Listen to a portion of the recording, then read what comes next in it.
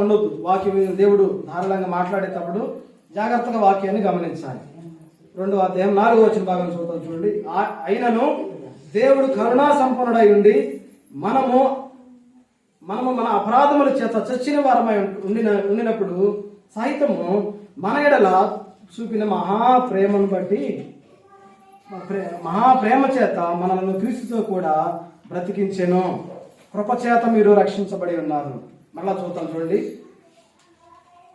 అయినను దేవుడు కరుణా సంపన్నుడై ఉండి మనము మన అపరాధముల చేత చచ్చిన వారమై ఉండినప్పుడు సైతము మన ఎడల చూపిన తన మహాప్రేమ చేత మనలను క్రీస్తుతో కూడా బ్రతికించును. కృపచేత మీరు రక్షింపబడి ఉన్నారు. అట్లానే కీర్తన గ్రంథము 68వ కీర్తన 9వ వచన భాగాన్ని చదువుతాం చూడండి. పేజీ సంఖ్య 485 పేజీ. దేవా, నీ స్వాస్థ్యం మీద నీవు వర్షము సమృద్ధిగా కురిపించితివి, అది అలసి ఉండగా నీవు దానిని బలపరిచితివి. దేవుడి కొద్ది వాక్యాన్ని మనందరికీ అర్థమవుతట్లుగా దేవుడు సహాయం చేయనుగా. ఇక్కడ మొదటగా దేవుని యొక్క వాక్యం మనతో మాట్లాడుతూ ఉన్నారు కదా. ఎఫెసీయులకు రాసిన పత్రిక 2వ అధ్యాయము మనం 4వ వచన భాగాన్ని మనం చదువుకుంటూ వెళ్ళాము. దేవుడు మనతో మాట్లాడుతూ ఉన్నారు. మనము పాపముల చేత అపరాధముల చేత చచ్చినటువంటి వారము, అయినను దేవుడు కరుణా సంపన్నుడై ఉండి మనలను ఆయన ఏం చేస్తున్నాడంట? మనల్ని ఆయన చచ్చినటువంటి స్థితిలో ఉన్నప్పుడు ఆయన క్రీస్తు యేసుతో పాటు మనల్ని బ్రతికించాడు. పాపముల చేత అపరాధముల చేత చచ్చినటువంటి స్థితి మనది. అది మాత్రమే కదా, ఇంకా ముందున్న వచనాలు మనం చూడగలిగినట్లయితే 3వ వచనం నుంచి మనం చూసినట్లయితే వారితో కలిసి, అంటే ఇంకా మనం ఆ పై వచనాలు 2వ వచనం నుంచి మనం చదివితే అర్థమైంది. మీరు చదవండి. ఒకళ్ళు నాకు ఇక్కడ సరి కనబడతలేదు. మీరు వాటిని చేయొచ్చు వాయుమండల సంబంధమైన అధిపతిని, అనగా అవిధేయులైన వారిని ఇప్పుడు ప్రేరేపించు శక్తిని అధిపతిని అనుసరించి ఈ ప్రపంచ ధర్మము చొప్పున మునుపు మీరు నడుచుకుంటారు. వారితో కలిసి మనమందరూ శరీరం యొక్క మనస్సు యొక్క కోరికలను నెరవేర్చుకొనుచు మన శరీరములను అనుసరించి మునుపు ప్రవర్తించుచు కడపటి వారి వల్లే సువాసిద్ధిగా దైవోగ్రతకు పాత్రులమైతిమి. మొదటగా చచ్చినటువంటి స్థితి మంది, పాపముల చేత అపరాధముల చేత మన స్థితి చూసినప్పుడు చచ్చిన వారి జీవితాల్లో ఎటువంటి కదలిక ఉండదండి. దేవుడు అంటే దేవుని యొక్క వాక్యము ఎన్నిసార్లు వాక్యం విన్నా కానీ వారి జీవితంలో కనబడదు, వారి జీవితంలో పనిచేయదు. మునుపు మన జీవితంలో అనేక సందర్భాల్లో దేవుడు మనతో మాట్లాడినా చచ్చినటువంటి స్థితిలో మనం ఉన్నాం. అంత మాత్రమే కాదు, దైవోగ్రతకు పాత్రులమైతిమి. యుగ సంబంధమైనటువంటి దేవత చేతిలో ఉండి వాడు ఎటు ఆడిస్తే అటు ఆడాము, వాడు ఎటు మనల్ని నడిపిస్తే అటు నడిచాము. అటువంటి మన జీవితంలో మనల్ని మరలా తిరిగి ఆయన కృపలో మనల్ని బ్రతికించాడు. దేవునికి స్తోత్రం కలుగునుగాక. చచ్చినటువంటి మనలను కేవలము కృపచేతనే మీరు రక్షించబడ్డారు. కేవలము ఆయన మహాప్రేమ చేత, అది కూడా ఎట్లా అంటమ్మా, ఆయన మహాప్రేమ చేత మనల్ని విడిపించాడు. ఆయన మనల్ని భద్రపరిచాడు. ఆయన మనల్ని దేవుని ఉగ్రతలో నుంచి బయటకు లాక్కొచ్చాడంట. అగ్ని ఒక చోట భయంకరమైన అగ్ని మండుతుంది అనుకోండి. అగ్నిలో మనుషులు ఉంటే ఏమైందమ్మా? కాలిపోతారు. ఆ అగ్నిలో నుంచి మనుషులను బయటకు లాగినట్లుగా దైవోగ్రతకు పాత్రమైనటువంటి మనల్ని క్రీస్తు యేసునందు ఆయన విడిపించాడు. దేవుని ఉగ్రతకు మన పాత్రలము, సాతాను యొక్క చేతిలో మనం ఉన్నటువంటి వారము, సాతాను యొక్క కాడి క్రింద మనం ఉన్నటువంటి వారము. అటువంటి మన జీవితాలను యేసు ప్రభు వారు కేవలము కృపచేతనే, ఎట్లా అంటమ్మా, మన బలం చేత మన జ్ఞానం చేత మనం బయటపడ్డామా? కృపచేతనే. కృప అనగా ఉచితముగా అనుగ్రహించబడేది కృప. యేసు ప్రభు వారు ఉచితముగా మన కొరకు అనుగ్రహించబడ్డాడు. కృపగా ఆయన కృప అయినటువంటి దేవుడు.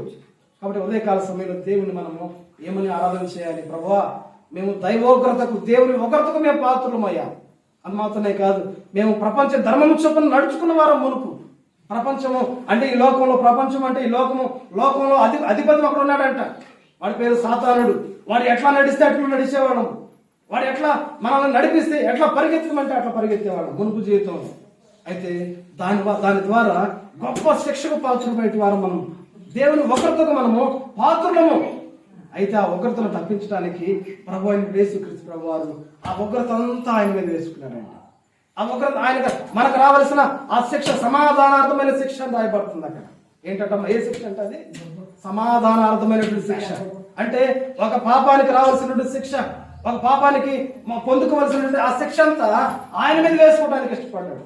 అందుకని అక్కడ కృప అని ఆ మాట రాశాడు. అక్కడ కృప చేతన మీరు రక్షించబడి ఉన్నారు. దేవుని కృప మనల్ని రక్షించింది. దేవుని కృప మనల్ని విడిపించింది. పాపముల నుంచి, అపరాధముల నుంచి, శాపముల నుంచి, సాతాను బంధకాల నుంచి కూడా దేవుని కృప మనల్ని బయటకు విడిపించింది. ఆయన కృప చేత మనల్ని రక్షిస్తూ ఉన్నాడు. ఇప్పుడు మనం దేవుని కృపలో ఉన్నాము. ఇప్పుడు మనము దేవుని కృప చేత రక్షించబడుతున్నాము. మనం భయపడటానికి వీల్లేదు, మనము కృంగిపోవడానికి వీల్లేదు, మనం దిగులు పడటానికి వీల్లేదు. ఎందుకంటే ఎక్కడ ఉన్నాం మనం? ఇప్పుడు దేవుని కృపలో ఉన్నాము, దేవుని భద్రతలో ఉన్నాము, దేవుని యొక్క కాపుదలలో మనం ఉన్నాము. కాబట్టి ఇప్పుడు మనం భయపడటానికి వీల్లేదు. కృపచేత మనల్ని రక్షించుకున్న దేవుడు, కృపచేత మనల్ని విమోచించుకున్న దేవుడు. ఆ కృప మీ కొరకు, నా కొరకు అది ఉచితమే. అమ్మ నేను చెప్తున్నా, మీకు అర్థమవుతుందా? కృప ఉచితమే, కానీ దానికి తగినటువంటి వేళ ఆయన చెల్లించాడు. ఎట్లా చెల్లించాడు? విలువ పెట్టి నిన్ను కొన్నాడు. విలువ, ఆ విలువ ఏంటి? ఆయన రక్తం ఇచ్చి నిన్ను కొన్నాడు. ఆయన రక్తం చేత నువ్వు కొనబడిన వ్యక్తివి. ఇప్పుడు ఆయన రక్తం నీ మీద ఉంది. ఆ రక్తము నిన్ను రక్షిస్తూ ఉన్నది, ఆ రక్తము నిన్ను నడిపిస్తూ ఉన్నది. కాబట్టి ఇప్పుడు మనము కృప చేత రక్షించబడ్డాము, విలువ పెట్టి కొనబడినాము. ఆయన ఆయన ఆయన మనల్ని పేరు పెట్టి పిలిచినటువంటి దేవుడు. కాబట్టి మనము దిగులు పడటానికి వీల్లేదు, భయపడటానికి వీల్లేదు, చింతపడటానికి అసలే వీల్లేదు. ఇక్కడ మన 2వ లేఖన భాగంలోకి వెళ్దాం. చూడండి, 1వ విషయాన్ని గుర్తుపెట్టుకోండి. కృప చేత మనల్ని ఆయన విడిపించాడు, రక్షించాడు, కాపాడాడు, విమోచించాడు. కాబట్టి ప్రభువాన్ని కొందనాలయ్యని ప్రభువుని మనము ఆరాధన చేయవలసిన వారంగా ఉన్నాం. 2వ విషయంలో మనము వెళ్ళగలిగినట్లయితే 68వ అధ్యాయం 9వ వచన భాగంలో 2వ అంశాన్ని నేను మీకు జ్ఞాపకం చేస్తాను. చూడండి, దేవా నీ స్వాస్థ్యం మీద నీవు వర్షమును సమృద్ధిగా కురిపించితివి. దేవుని స్వాస్థ్యము ఎవరమ్మా? మనమే. దేవుని యొక్క సొత్తు ఎవరు? మనమే. ఆయన అంటాడు కదా, మీరు నా సొత్తు అయి ఉన్నారు. మీరు మీ సొత్తు కాదు, మీరు మీ సొత్తు కాదు. నేను విలువ పెట్టి మిమ్మల్ని నేను కొన్నాను. ఏంటంటమ్మా విలువ? ఏంటమ్మా? ప్రభు అయిన యేసుక్రీస్తు వారి యొక్క రక్తము, నిర్దోషమైన రక్తము, నిష్కళంకమైన రక్తము, అది పవిత్రమైన రక్తము. ఆయన సొత్తు అయిన ప్రజలను అర్థమవుతుంది కదమ్మా. మునుపెటువంటి వారము యుగ సంబంధమైనటువంటి దేవత చేతిలో ఉన్నటువంటి వారు, యుగ సంబంధమైనటువంటి లోకనాథుల చేతిలో ఉన్నవాళ్ళము. వారు ఎటు పంపిస్తే అటు పరిగెత్తే వాళ్ళము, వాడి కాడి క్రింద ఉన్నవాడు. అటువంటి మనము కృపచేత మనం రక్షించి ఆయన ఏమంటున్నాడు? ఇప్పుడు మీరు నా సొత్తు. అందుకని యెషయా గ్రంథం 43వ అధ్యాయం అన్నమాట, నీవు నా సొత్తు, పేరు పెట్టి నేను పిలుచుకుని ఉన్నాను. ఆ పేరు పెట్టి పిలుచుకున్న వారిని, ఆ సొత్తు అయిన ప్రజల విషయంలో దేవుడు అంటున్నాడు కదా. ఆయన ఏమంటున్నాడమ్మా? ఆ 9వ వచనం చూసినట్టు, దేవా నీ స్వాస్థ్యం మీద నీవు వర్షమును సమృద్ధిగా కురిపించితివి. స్వాస్థ్యం అంట మనం. ఏంటమ్మా? ఇప్పుడు మనం దేవుడు ఎట్లా చేశాడు మనల్ని? ఆయన స్వాస్థ్యంగా చేశాడు. మన పిల్లలకి ఏం ఇస్తామమ్మా? మన స్వాస్థ్యాన్ని పిల్లలకి ఇస్తాం కదా. సంపాదించిన ఆస్తి, బంగారము, అది పొలాలు, ఏదైనా కావచ్చు, ఆ స్వాస్థ్యాన్ని పిల్లలకు బహుమానంగా ఇస్తాం. అబ్బాయి చూడు, కూర్చోవాలి, కూర్చో కదకుండా కూర్చో. స్వాస్థ్యంగా దేవుడు మనల్ని ఆయనకి ఇష్టమైన ప్రజలుగా మనల్ని తీసుకున్నాడు. ఆ స్వాస్థ్యానికి దేవుడు ఆయన మాట్లాడుతూ అంటున్నాడు కదా, సమృద్ధి అయినటువంటి వర్షాన్ని కుమ్మరిస్తున్నాడు. సమృద్ధి అయినటువంటి వర్షం, అది కూడా ఆయన కడవరి వర్షాన్ని, తొలకరి వర్షాన్ని కురిపించేటువంటి దేవుడు. మనకి ఏదైతే అవసరమో ప్రతి విధమైన ఆత్మ సంబంధమైన ఆశీర్వాదాన్ని దేవుడు మనకి అనుగ్రహిస్తున్నాడు. మనం ఎక్కడ బలహీనంగా ఉన్నామో, మనం ఎక్కడ కృంగిపోతున్నామో, ఎక్కడ ఆత్మీయంగా నువ్వు బలహీనంగా జారిపోతా ఉన్నావేమో, దేవుడు నిన్ను బలపరుస్తూ ఉన్నాడు. అందుకని తర్వాత వచ్చిన అంటాడు ఆయన, అది అలసి ఉండగా నీవు దానిని బలపరిచితివి. సమృద్ధిగా వర్షాన్ని కురమరించే దేవుడు, అది అలసి ఉండగా వారికి ఏం చేస్తున్నాడంటే దేవుడు, నీవు బలమును అనుగ్రహించే దేవుడు. ఈ రోజుల్లో చాలా మంది అలసిపోతున్నామండి కదా. పని విషయాలు అలసిపోతున్నాము, కుటుంబ విషయాలు అలసిపోతున్నాము, సమాజంలో కూడా ఒకరితో మాట్లాడలేకపోతున్నాము, వాళ్ళతో మేము సమానంగా మేము రాలేకపోతున్నాము, అలసిపోతున్నాము. నిజమే, దేవుడు అలసిని వారిని లేవనెత్తేవాడు. అలసిపోయి కృంగిపోయి ఆ దిగజారిపోయిన వారిని ఆయన తన రెక్కలతో ఆయన వారిని పైకి లేవనెత్తేవాడు. కృంగిపోయిన వారిని లేవనెత్తేవాడు. అలసిపోయే వారిని ఆయన బలపరిచేవాడు. ఎవరిని బలపరుస్తాడంట? ఎవరిని పడితే వాళ్ళని కాదు, ఆయన స్వాస్థ్యముగా ఎవరైతే ఉంటారో. అమ్మా, నేను చెప్పేది అర్థమవుతుందా? మొదటగా ఆయన నిన్ను తన స్వాస్థ్యముగా చేసుకున్నాడు. ఆయన తన స్వాస్థ్యముగా చేసుకున్న వారి విషయంలో నేను వారికి సమృద్ధి అయినటువంటి వర్షాన్ని కుమ్మరిస్తాను. రెండవది ఏం చెప్తున్నాడమ్మా? అలసిన సమయాల్లో వారిని నేను బలపరిచేవాడును. చాలా మందిని బలపరిచాడండి దేవుడు. బైబిల్ గ్రంథంలో అలసిపోయినటువంటి వారిని, అమ్మ నా వైపు చూడండి, అందరూ కూడా అలసిపోయి కృంగిపోయి దిగజారిపోయినటువంటి వారిని చాలా మందిని దేవుడు బలపరిచాడు. ఉదాహరణకు ఒక వ్యక్తిని చూద్దాం. చూడండి, మొదటి రాజుల గ్రంథంలో ఉంటుంది ఆ మాట చూడండి. 19వ అధ్యాయం 1వ వచనం చదవండి. మొదటి రాజుల గ్రంథము 19వ అధ్యాయము 1వ వచన భాగాన్ని చదవండి. తీసిన వారి దగ్గరగా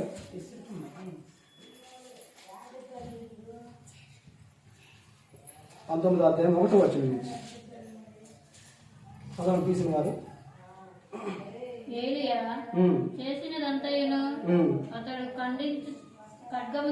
ఖడ్గము చేత ప్రవక్తలందరినీ చంపించిన సంగతి ఆహాబు యెజెబెలునకు తెలియచెప్పగా, యెజెబెలు ఒక దూత చేత ఏలియాకు ఈ వర్తమానము పంపించెను. రేపు ఈ వేళకు నేను నీ ప్రాణమును వారిలో ఒకని ప్రాణము వలె చేయనేడల దేవుడు నాకు గొప్ప అపాయమును కలుగ చేయనుగాక. కాబట్టి అతడు ఈ సమాచారము తెలుసుకుని లేచి తన ప్రాణమును కాపాడుకున్నటకైపోయి యోధా సంబంధమైన బేర్షబాకు చేరి అచట ఉండయని తన దాసులతో చెప్పి తాను ఒక దిన ప్రయాణము అరణ్యంలోనికి పోయి ఒక బదిలీ వృక్షము క్రింద కూర్చుండి మరణాపేక్ష గలవాడై, యెహోవా, నా పితరుల కంటే నేను ఎక్కువ వాడను కాను, ఇంత మటుకు చాలును, నా ప్రాణము తీసుకోమనేమని ప్రార్థన చేస్తున్నాడు. ఇతను అలసిపోయాడు. అప్పుడు దాకా ప్రార్థన చేశాడు. అగ్ని ఆకాశం నుంచి అగ్ని కురిపించాడు. దేవుని పక్షాన బలంగా నిలబడినటువంటి వ్యక్తి. ఎంతో మంది ప్రవక్తలు అక్కడ ఎదురైనారు. అందరిని కూడా ఓడించేశాడు. ఒక ప్రార్థన ఆకాశం నుంచి దేవుని యొక్క శక్తిని దించేసిందండి. అంత బహుబలంగా వాడబడిన దైవజనుడు ఇప్పుడు అంటున్నాడు, ఇక నాకు చాలు, నేను జీవించనయ్యా ప్రభువా, నన్ను తీసుకో ప్రభువా, నేను చనిపోతాను, నేను బ్రతకను. ఎందుకంటే యెజెబెలు నన్ను చంపాలని శపథం చేసింది. రేపటికి ఈ దినానికి అతడు ఈ భూమి మీద ఉండకుండా చేస్తానని శపథం చేసిందంట. ఆ వర్తమానం తీసుకొచ్చి ఈయనకు చెప్పాడు. భయపడిపోతున్నాడు. అమ్మో, ఆమె చూస్తే క్రూరాలు, భయంకరమైన వ్యక్తి, ఆమె నన్ను ఖచ్చితంగా చంపేస్తుంది ప్రభువా, నా పితరులు నాకంటే గనులు చాలా మంది ఉన్నారు, ఇక చాలయ్యా, నన్ను తీసుకో ప్రభువా, నేను చనిపోతా అని ఒకటే మాట అంటున్నాడంట. మన జీవితాల్లో కూడా అలసిపోయిన సమయాల్లో, కృంగిపోయిన సమయాల్లో, అమ్మ ఇటువైపు చూడండి, నాకల్ని కృంగిపోయిన సమయాల్లో దేవుని మీద ఆధారపడగలిగినట్లయితే ఇటువంటి ఆలోచనలు రావు. ఇక్కడ అప్పుడు దాకా ఈ దైవజనుడు దేవుని మీద ఆధారపడి గొప్ప కార్యాలు చేశాడు. ఆకాశం నుంచి ప్రార్థన చేసినప్పుడు అంట, ఆకాశం నుంచి అగ్ని దిగి వచ్చి నీళ్లతో నింపారంట ఆ దహన బలిని. నీళ్లు కూడా పోశారు. నీళ్లు పోసినటువంటి ఆ దహన బలి మీద ఆకాశం నుంచి అగ్ని దిగి వచ్చి అది బగ మండేటువంటి అగ్నిగుండంగా మార్చబడింది. కేవలం ఏలియా ప్రార్థన గొప్ప శక్తిని దింపేసింది. ఆకాశం నుంచి దేవుని ప్రభావం అక్కడ దిగేసింది.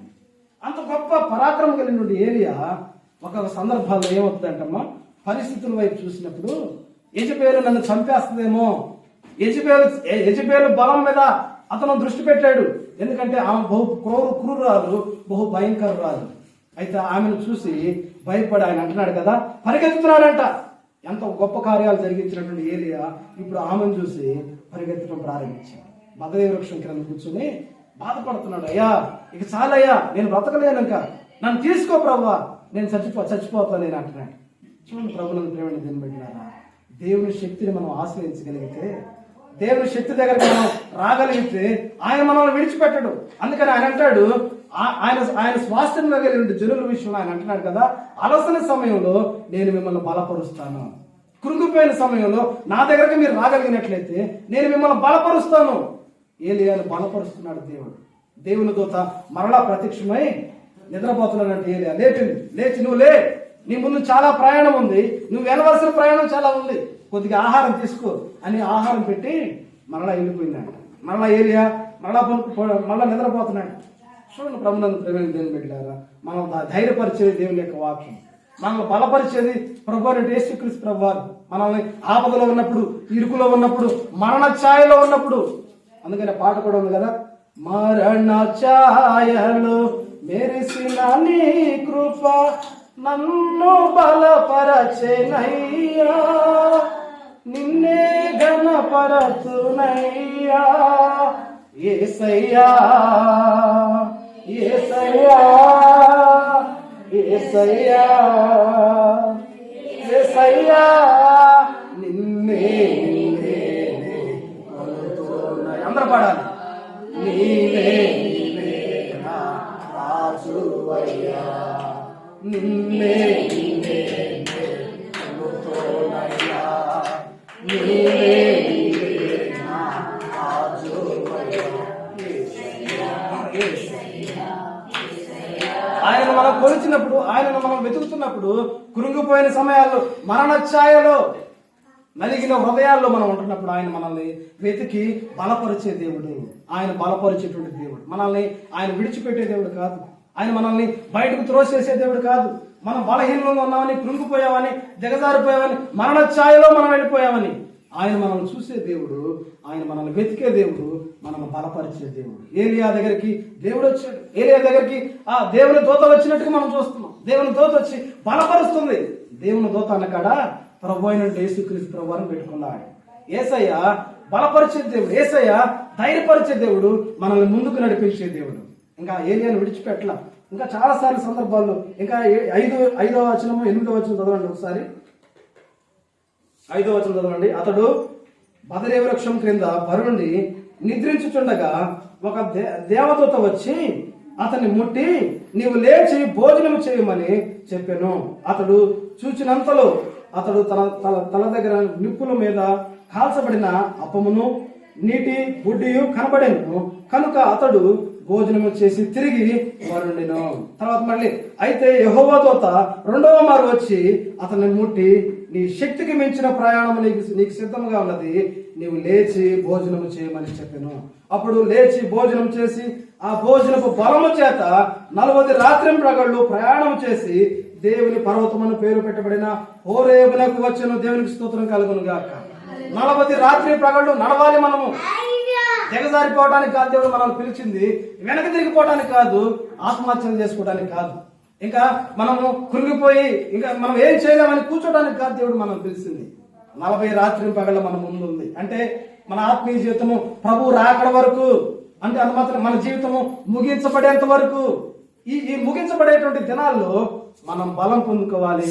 మనము విశ్వాసమునకు కర్తయు దానిని కొనసాగించి యేసు వైపు చూస్తూ మనం మన పరుగు పందెమందు దేవుని వైపు చూస్తూ పరిగెత్తాలి. కాబట్టి మనకు కూడా అనేక సార్లు కృంగుదల్లో ఉండొచ్చు, మనం అలసిన సమయాల్లో మనం ఉండొచ్చు. దేవుడు మనల్ని బలపరిచే దేవుడు. ప్రభువా నీకు వందనాలయ్యా, నువ్వు నన్ను బలపరిచే దేవుడివి. ఏలియాని బలపరిచినట్లుగా ఏలియా 2 సార్లు తిని మరలా పడుకున్నప్పుడు మరలా దేవుని దూత వచ్చి బలపరిచి, నీ ముందు చాలా ప్రయాణం ఉంది, మన ముందు చాలా ప్రయాణం ఉంది. అలసిపోవటానికి, కృంగిపోవటానికి, దిగజారిపోవటానికి కాదు మనం ఆయన పిలిచి, నువ్వు నా సొత్తు అంటుంది. ఆయన రక్తం ఇచ్చి కొంది, విడిపించింది, విమోచించింది. నిన్ను అట్లా విడిచిపెడతానికి కాదు, నిన్ను కడ వరకు నిన్ను నడిపించడానికి, ఆయనతో పాటు యుగయుగాలు నిన్ను కూర్చోబెట్టుకోవటానికి, యుగయుగాలు ఆయనతో పాటు నిన్ను ఆయన కుడిపార్శ్వాన్ని కూర్చొని పెట్టుకొని నీతో పాటు ఆయనతో పాటు నువ్వు ఉండటానికి ఆయన చిత్తమై ఉంది. అంతేగాని మనం ఏదో 2 రోజులు, 1 నెల, 1 సంవత్సరం మనం చూసి ఊరుకునే దేవుడు కాదండి. ఆయన ఉన్నవాడు అనువాడు. ఎట్లా ఉన్నవాడంట? యుగయుగాలు ఏకరీతిగా ఉన్నటువంటి దేవుడు. కాబట్టి ఇటువంటి దేవుడిని మనము కలిగి ఉన్నాం. ఏలియాని బలపరిచిన దేవుడు మనల్ని బలపరుస్తాడు. 2వ వ్యక్తిని కూడా దేవుడు జ్ఞాపకం చేస్తున్నాడు. హిజ్కియా కూడా ఇదే పరిస్థితి అండి. హిజ్కియాకి మరణకరమైన రోగం వచ్చింది. అప్పుడు దాకా దేవుని మార్గంలో నడిచాడు. మొదటకు మనం చూసినప్పుడు అప్పుడు దాకా దేవుని మందిరాలని, పాడైపోయిన మందిరాలను కట్టించాడు. ద్వారబంధకాలను మూత వేయబడి అంతవరకు దేవుని మందిరంలో ఆరాధన జరగల, మూత వేసేసారు మందిరాలకి. హిజ్కియా వచ్చి మరలా పాడైపోయిన మందిరాలను తెరిపించి సిద్ధపరిచాడు. అనేకుల ప్రార్థన పరుల్ని, ఆరాధికుల్ని సిద్ధపరిచి దేవుని ఆరాధన మరలా తిరిగి దేవునికి ఇంపైన సువాసనగా వచ్చింది. తర్వాత తను గర్వించి తను పొరపాటు చేయడాన్ని బట్టి దేవుని యొక్క వాక్కు హిజ్కియాకు ప్రత్యక్షమైంది. హిజ్కియా నీకు మరణకరమైన రోగం చూడండి. రెండవ రాజుల గ్రంథంలో ఉంటుంది అన్నమాట. 20వ అధ్యాయం ఉంటుంది చూడండి. 20వ అధ్యాయం 3-5 వచనాలు చూద్దామండి.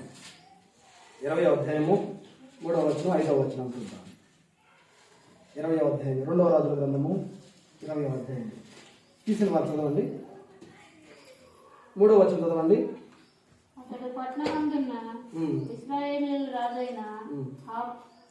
ఒకటి నుంచి చదువుకున్నాడు. 1 నుంచి.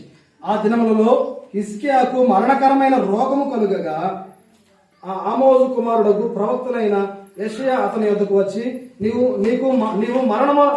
మరణమవుచున్నావు, బ్రతుకవు కనుక నీవు నీ ఇల్లు చక్కబెట్టుకోమని యెహోవా సెలవిచ్చుచున్నాడని చెప్పగా అతడు తన ముఖము గోడ వైపు తిప్పుకొని, యెహోవా యథార్థ హృదయుడనై సత్యముతో నీ సన్నిధిని నేను ఎట్లు నడుచుకుంటునో, నీ దృష్టికి నేను అనుకూలముగా సమస్తమును నేను ఎట్లు జరిగించుతునో కృపతో జ్ఞాపకం చేసుకోమని హిజ్కియా కన్నీళ్లు విడవగా యెహోవా హిజ్కియా ప్రార్థన ఆలకించాడు. చూడండి, హిజ్కియా కూడా ఇటువంటి పరిస్థితి, మరణకరమైన పరిస్థితి, మరణ పడక మీద ఇక కొన్ని దినాల్లో నేను చనిపోతానన్న విషయాన్ని గమనించాడు హిజ్కియా. ఎంత భయం అనండి కదా. మనకు కూడా మనం ఏదో ఇక్కడ కూర్చొని మాట్లాడుతున్నాం కానీ మరణ సమయం ఏదైనా మనకు జరిగింది అనుకోండి, ఆ భయం ఇంకా అర్థమైంది. కాబట్టి హిజ్కియా మరణం అయిపోతున్నాడు. ఆ పరిస్థితి వస్తుంది అతనికి అని తెలుసుకున్నాడు. భయంకరంగా ఏడుస్తున్నాడంట. ప్రభువా, నేను ఎంత యథార్థంగా జీవించానో తెలుసు కదా నీకు. ప్రభువా, నేను ఉపవాసం ఉండి ప్రార్థనలు చేశాను కదా, అనేక మందిని ప్రార్థన పూర్వం లేపాను కదా. ప్రభువా, నన్ను జ్ఞాపకం చేసుకోవా. ఎంత ఏడ్చుంటాడో. మనం కూడా మరణశయ్యలో మనం ఉన్నప్పుడు, మరణ పడక మీద మనం ఉన్నప్పుడు, ప్రభు వైపు మనం చూడగలిగినప్పుడు ఆయన మనల్ని ఎట్లా లేవనెత్తాడు కదా. అనేక సందర్భాల్లో ఆయన మనల్ని కృంగిపోయిన పరిస్థితుల్లో లేవనెత్తాడు కదా. ఆయన దిగజారిపోతున్న పరిస్థితుల్లో మనల్ని బలపరిచాడు కదా. హిజ్కియా విషయంలో కూడా దేవుడు మరలా కృప చూపించాడు హిజ్కియాకు. దేవుడికి స్తోత్రం కలిగిందా.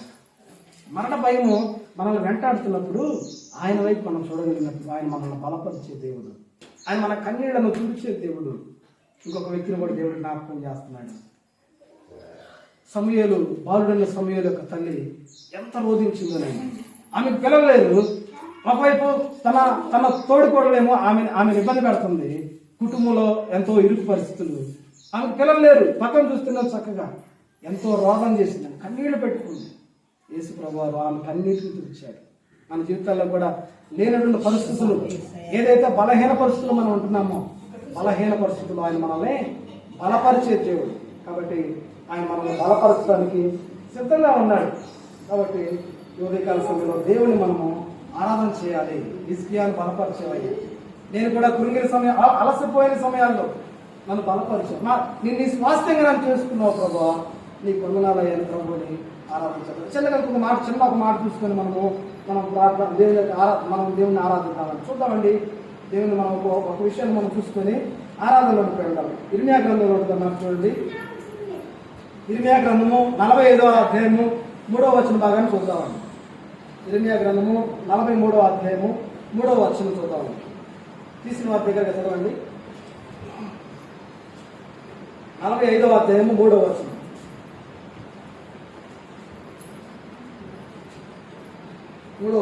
చదవండి. కటకట నాకు శ్రమ యెహోవా నాకు పుట్టించిన నొప్పికి తోడు, ఆయన నాకు దుఃఖమును కలుగజేసి ఉన్నాడు. మూలుగు చేత అలసి ఉన్నాను, నాకు నెమ్మది దొరకదాయను అని నీవు అనుకుంటున్నావు. చాలా మంది అనుకుంటున్నారంట, నాకు నెమ్మది దొరకదు, దేవుడే నాకు ఇటువంటి పరిస్థితి తీసుకొచ్చాడు. యోబు అట్లా అనుకోలేదండి. యోబు అనుకున్నాడమ్మా, యోబు కలిగింది అంత ఒక దినానే కోల్పోయాడు. పిల్లలు చనిపోయారు, ఆస్తి పోయింది, ఆరోగ్యం పాడైపోయింది. యెహోవా ఇచ్చెను, యెహోవాయే తీసుకునేను. చాలా మంది అనుకుంటున్నారంట, దేవుడు నాకు ఇటువంటి పరిస్థితి తీసుకొచ్చాడు. మూలుగుతామంట మనం కూడా. దేవుడు మనం అటువంటి పరిస్థితులు మనం ఉంటున్నప్పుడు మన దుఃఖాన్ని నివారణ చేసేవాడు. మన యొక్క అలసిన పరిస్థితులను తీసివేసే దేవుడు, మనల్ని బలపరిచే దేవుడు. ఉదయకాల సమయంలో ప్రభువానికి వందనాలయ్యాలి, ప్రభువుని మనము ఆరాధించాలి. సో దాని మూలాంశాన్ని చదువుకొని మనం ఆరాధనలోకి వెళ్దాం. చూడండి, 68వ కీర్తన మూలాంశాన్ని చదువుకొని 68వ కీర్తన 9వ వచన భాగాన్ని చదువుకొని ఆరాధనలోకి వెళ్దాం. చూడండి, 69వ కీర్తన 68వ కీర్తన 9వ వచనం చదవండి.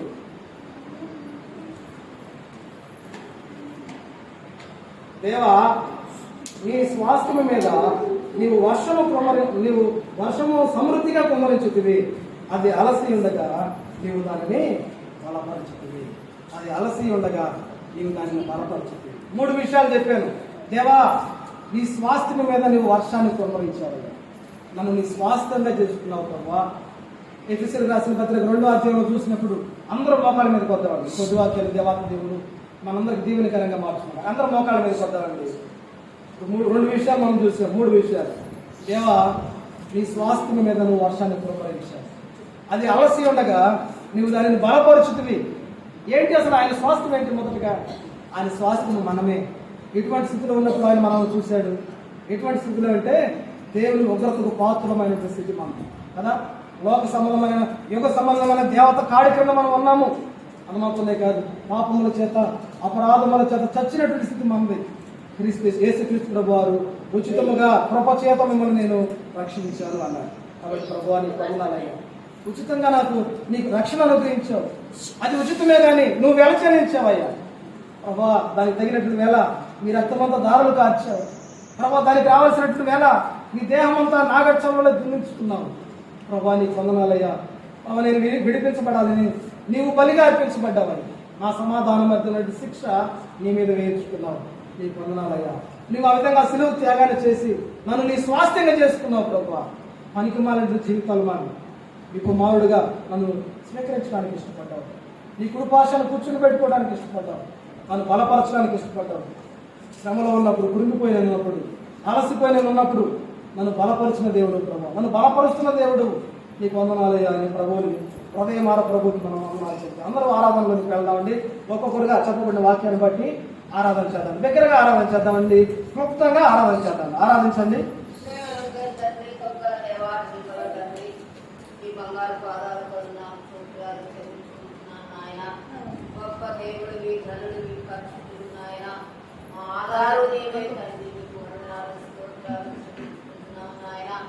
ధనుడు మీ ప్రభ నాయన, పరిశుద్ధుడు మీ తండ్రి. నీకు వందనాలు స్తోత్రాలు అయా.